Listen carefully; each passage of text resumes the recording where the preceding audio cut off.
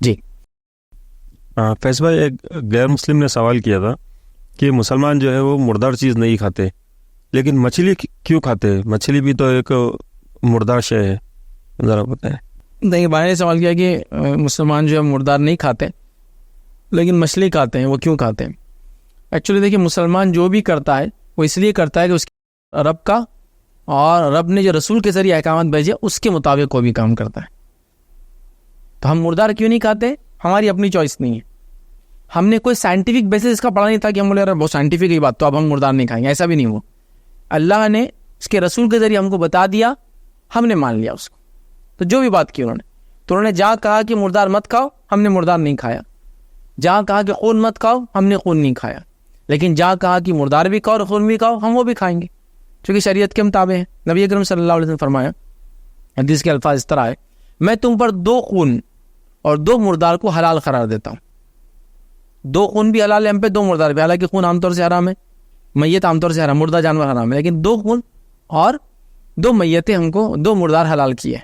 2 खून से पूछा गया क्या? तो कहा एक कलेजी और एक तिल्ली। दोनों खून होते हैं जानवर के अंदर, जो कलेजी होती है वो भी ब्लड है, लेकिन वो हलाल करार दिया है। और फिर कहा 2 मुर्दार कौन से हलाल है? तो कहा एक मछली और एक टिड्डी।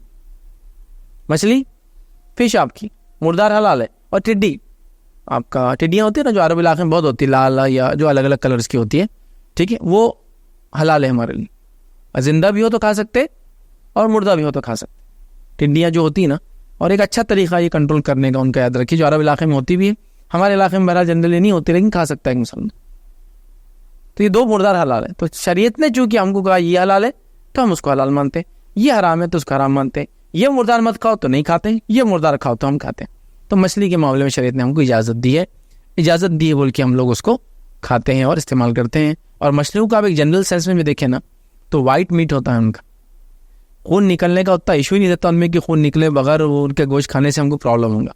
बड़े दूसरे जानवरों में देखिए रेड मीट होता है, खून होता है उनके उसके अंदर, तो जाहिर सी बात है कट कर खून पूरा निकलना ज़रूरी होता है।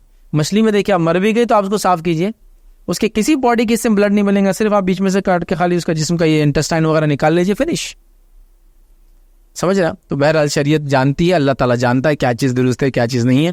तो लिहाजा मछली से मुराद मछलियों की सारे टाइप्स हो गए इसमें। मतलब मछली बोल तो मछली नहीं, केकड़ा भी मछली की टाइप है, झींगा मछली की टाइप है, और क्रिल्स मछली की टाइप है, और ब्रॉन्ज मछली की टाइप है, और श्रिम्स है, कहीं सब मछली है वो निकलेंगी। और वो याद रखिए उसको कोई हलाल करने की ज़रूरत नहीं है, वो जिंदा हो या मुर्दा हो आप उसको साफ़ करें, उसको आप खा सकते हैं। तो शरीयत ने हुक्म दिया बोल के हम करते हैं, हम शरीयत के ताबे हैं।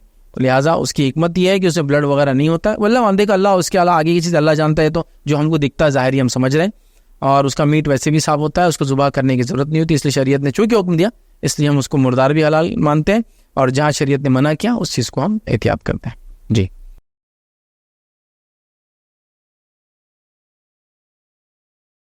अस्सलाम वालेकुम। आप भी हमारे इस काम में ताउन करें अपनी ज़कात और सदक़ात के जरिए। डोनेशन डिटेल्स के लिए डोनेट पर क्लिक करें। अगर आपको हमारे वीडियोस पसंद आए हैं तो इसे शेयर करें और सबके हकदार बने। रोजाना हमारे वीडियोस को पाने के लिए हमारे यूट्यूब चैनल को सब्सक्राइब करें और बेल आइकन दबाएं। हमसे दीगर सोशल मीडिया पर जुड़ने के लिए वीडियो में दिए गए आईडी को सर्च करें। जज़ाकल्लाह।